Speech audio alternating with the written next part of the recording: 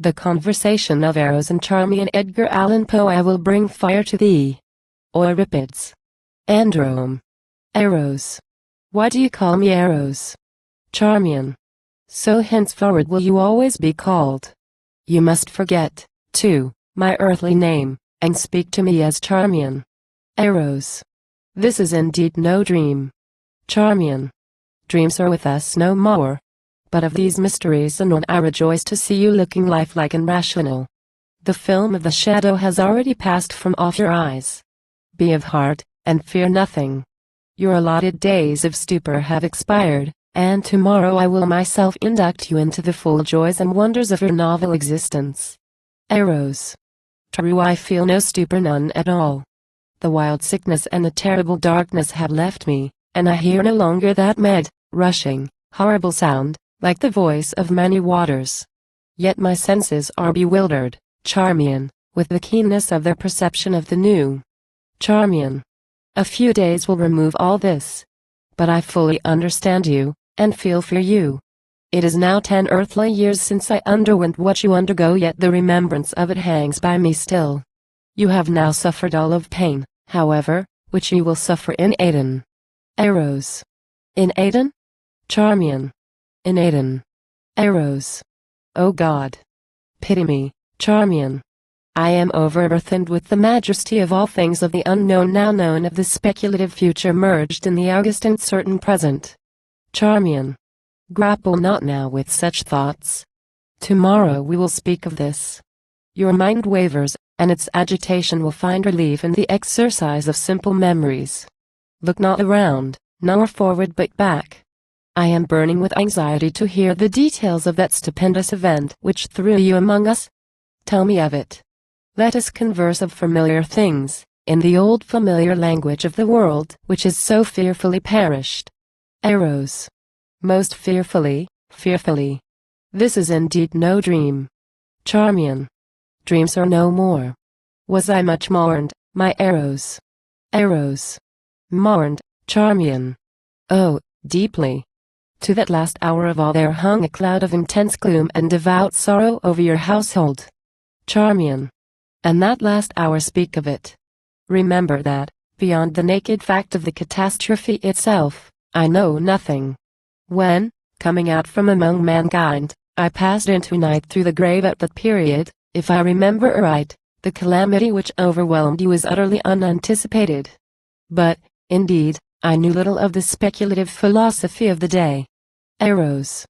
The individual calamity was, as you say, entirely unanticipated. But analogous misfortunes had been long a subject of discussion with astronomers. I need scarce tell you, my friend, that, even when you left us, men had agreed to understand those passages in the most holy writings which speak of the final destruction of all things by fire as having reference to the orb of the earth alone. But in regard to the immediate agency of the ruin, speculation had been at fault from that epoch in astronomical knowledge in which the comets were divested of the terrors of flame. The very moderate density of these bodies had been well established. They had been observed to pass among the satellites of Jupiter without bringing about any sensible alteration either in the masses or in the orbits of these secondary planets.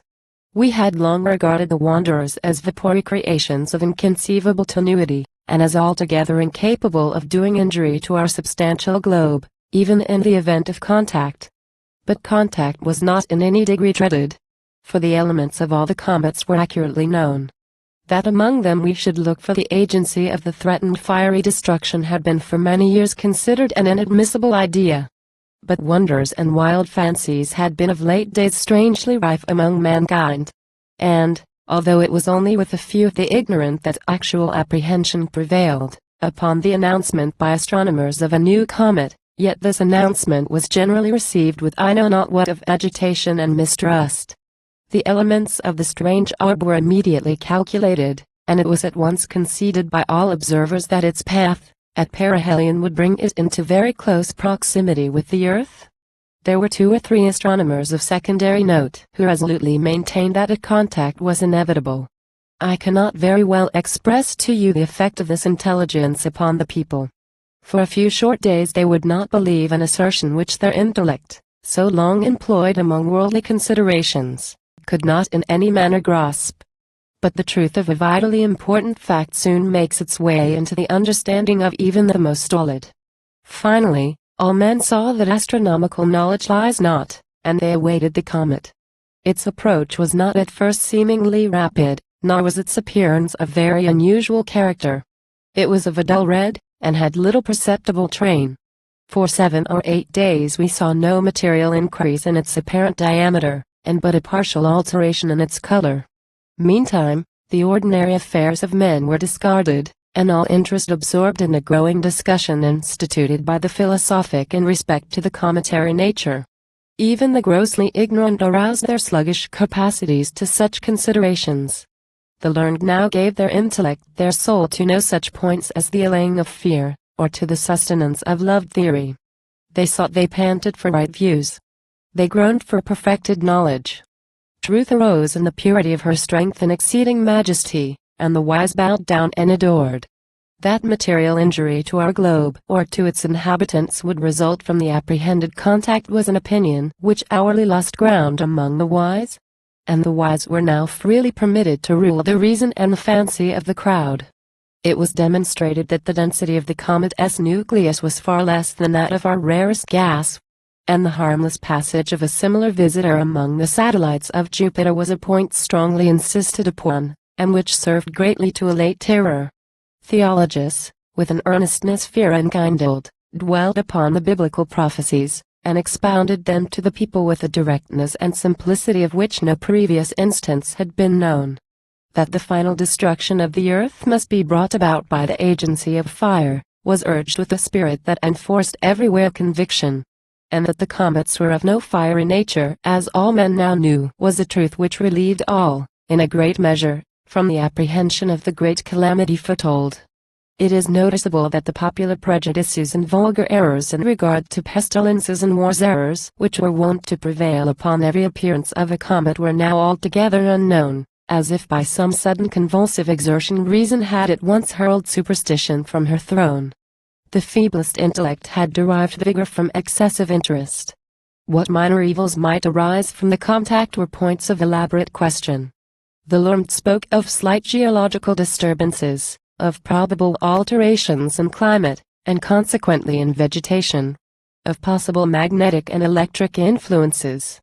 Many held that no visible or perceptible effect would in any manner be produced. While such discussions were going on, their subject gradually approached, growing larger in apparent diameter, and of a more brilliant luster. Mankind grew paler as it came. All human operations were suspended. There was an epoch in the course of the general sentiment when the comet had attained, at length, a size surpassing that of any previously recorded visitation. The people now, dismissing any lingering hope that the astronomers were wrong, experienced all the certainty of evil. The tremorial aspect of their terror was gone. The hearts of the stoutest of our race beat violently within their bosoms. A very few days suffered, however, to merge even such feelings and sentiments more unendurable. We could no longer apply to the strange orb any accustomed thoughts. Its historical attributes had disappeared. It oppressed us with the hideous novelty of emotion. We saw it not as an astronomical phenomenon in the heavens, but as an incubus upon our hearts and a shadow upon our brains. It had taken, with unconceivable rapidity, the character of a gigantic mantle of rare flame, extending from horizon to horizon. Yet a day, and men breathed with greater freedom. It was clear that we were already within the influence of the comet. Yet we lived. We even felt an unusual elasticity of frame and vivacity of mind. The exceeding tenuity of the object of our dread was apparent, for all heavenly objects were plainly visible through it. Meantime, our vegetation had perceptibly altered, and we gained faith, from this predicted circumstance, in the foresight of the wise. A wild luxuriance of foliage, utterly unknown before, burst out upon every vegetable thing. Yet another day and the evil was not altogether upon us. It was now evident that its nucleus would first reach us. A wild change had come over all men, and the first sense of pain was the wild signal for general lamentation and horror. The first sense of pain lay in a rigorous constriction of the breast and lungs, and an insufferable dryness of the skin. It could not be denied that our atmosphere was radically affected. The conformation of this atmosphere and the possible modifications to which it might be subjected were now the topics of discussion. The result of investigation sent an electric thrill of the intensest terror through the universal heart of man. It had been long known that the air which encircled us was a compound of oxygen and nitrogen gases, in the proportion of 21 measures of oxygen and 79 of nitrogen in every 100 of the atmosphere. Oxygen, which was the principle of combustion, and the vehicle of heat, was absolutely necessary to the support of animal life, and was the most powerful and energetic agent in nature. Nitrogen, on the contrary, was incapable of supporting either animal life or flame. An unnatural excess of oxygen would result, it had been ascertained, in just such an elevation of the animal spirits as we had latterly experienced. It was the pursuit, the extension of the idea, which had engendered awe. What would be the result of a total extraction of the nitrogen? A combustion irresistible, all-devouring, omniprevalent, immediate. The entire fulfillment, in all their minute and terrible details, of the fiery and horror-inspiring denunciations of the prophecies of the Holy Book. Why need I paint, Charmion, the now descent-shamed frenzy of mankind? That tenuity in the comet which had previously inspired us with hope, was now the source of the bitterness of despair. In its impalpable gaseous character we clearly perceived the consummation of fate. Meantime a day again passed bearing away with it the last shadow of hope. We gasped in the rapid modification of the air. The red blood bounded tumultuously through its strict channels. A furious delirium possessed all men, and with arms rigidly outstretched towards the threatening heavens, they trembled and shrieked aloud. But the nucleus of the destroyer was now upon us. Even here in Aden I shudder while I speak. Let me be brief as the ruin that overwhelmed. For a moment there was a wild lurid light alone, visiting and penetrating all things. Then let us bow down, Charmion, before the excessive majesty of the great God. Then, there came a shouting and pervading sound, as if from the mouth itself of him. While the whole incumbent mass of ether in which we existed, burst at once into a species of intense flame, for whose surpassing brilliancy and all fervid heat even the angels in the high heaven of pure knowledge have no name. Thus ended all.